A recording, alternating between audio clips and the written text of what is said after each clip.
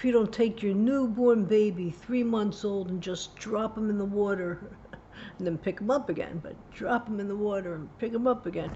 If you don't do that, you're doing it wrong. It's hard to get upbeat on this one. I'm going to tell you a story. That's actually like true. That's called drown proofing a kid. I did that in Florida with all my children, and you're standing right there. You're in the water with them. You let them go. You pick them up. You let them go. You pick them up. What it does is it puts an instinct into their body to not breathe in the water. They can swallow the water, but not to breathe it in. And it might just give them that extra second or two until somebody finds them. I needed this tip.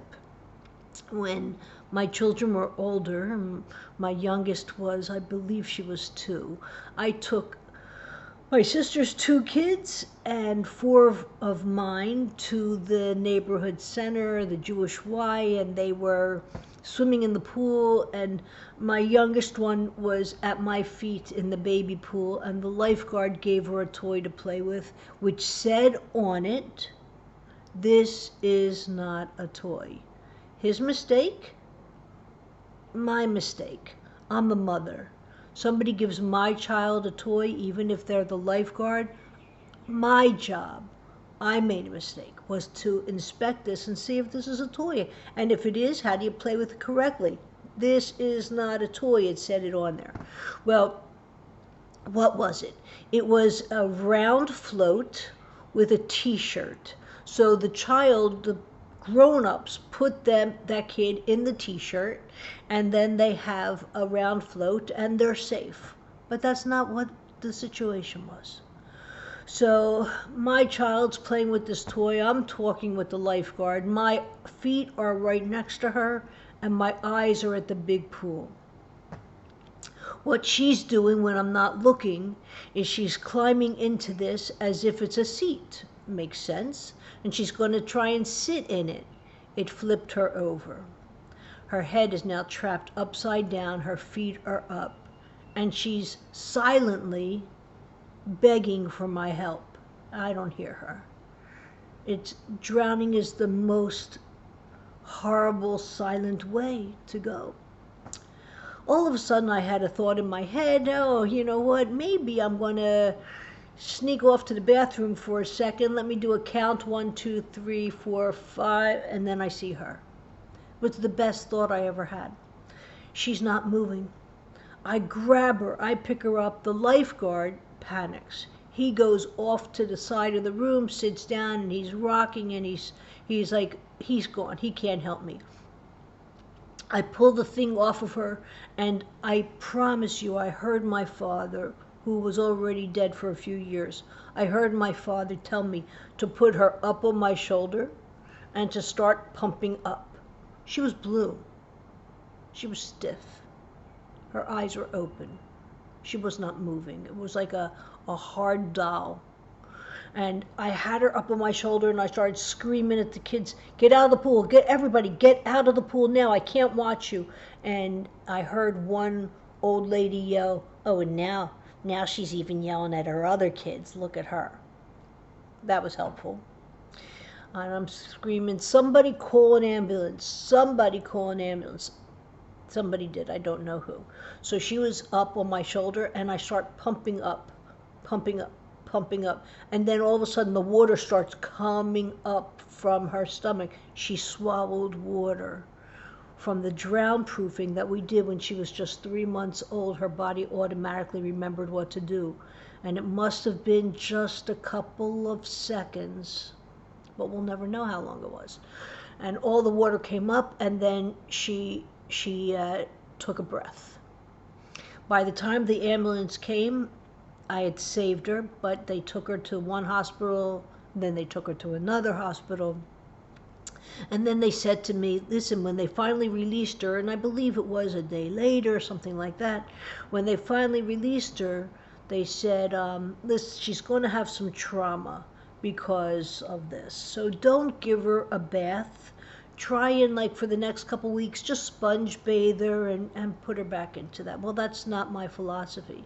So when we came home, I filled up the bathtub, I gave her a doll, and I put her in the bathtub. She went right in. She didn't have a problem. She took the doll, and she put the doll upside down, head in the water, feet up. I'm just watching. Then she took the doll, and she brought it over her head, and she started doing this. I said to her, "What are you doing?" She said, "This is me when I was flying." Which basically means I was within seconds of getting her. What saved her was the Red Cross class that I took her to. If there's a Red Cross class in your area that teaches drown-proofing for infants, in a situation when they're older, it might give them that extra minute. She had no brain damage at all. She saw no lung damage. She breathed in nothing. All the water that she took in to knock herself unconscious was by swallowing. So I recommend this. I also recommend, and this is not just me, it comes from the Torah, teach your children how to swim.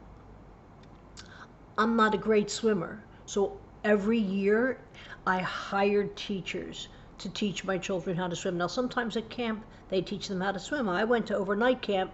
They did not teach me how to swim. They tried. I never got farther than advanced beginners. What could I tell you? So I actually jumped into these swimming classes with one of my sons, and I was trying to teach myself to become a better swimmer in the hopes of being able to play with my children, but also, God forbid, if I needed to save them.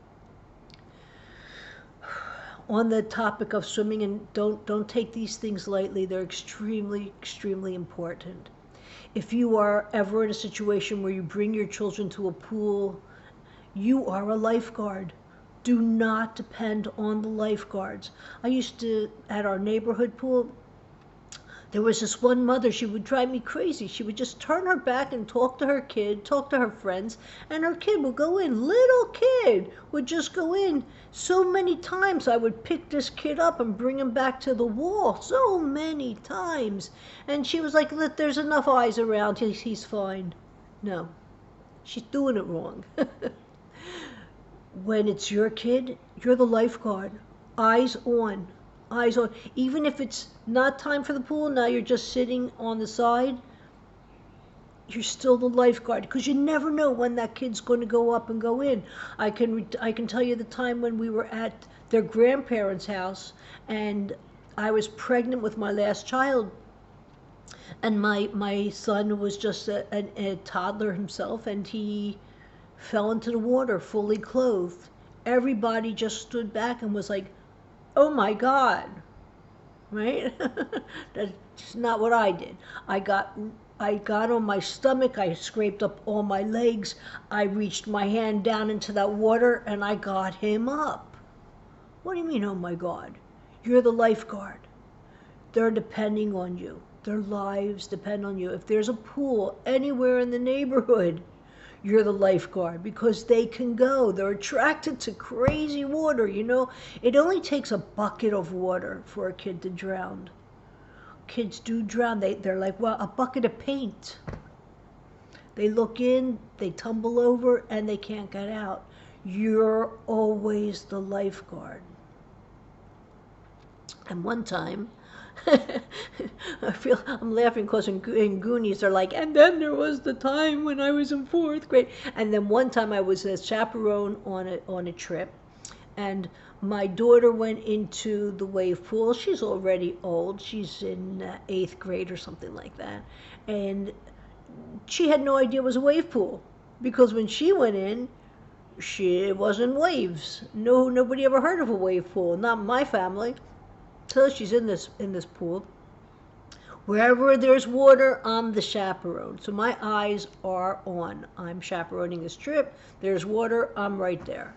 And my eyes don't leave. And all of a sudden I see this wave come up, and I'm like, I felt like I was in a movie. I couldn't figure out what was going on, and neither could she. And she didn't go up with the wave. She went under. And then when the wave stopped, I saw her eyes look at me like, help. And there was no way that I could have jumped in to get her because I don't have those skills. The lifeguard, I looked at him and his eyes were not on her. His eyes weren't even in the pool. So I did whatever I could do, which was put my hand in my mouth and give my famous whistle, which is so loud it would pierce your ears. The lifeguard looked at me, I pointed, he stopped the waves, went in, got her out. No harm, no foul, nothing happened.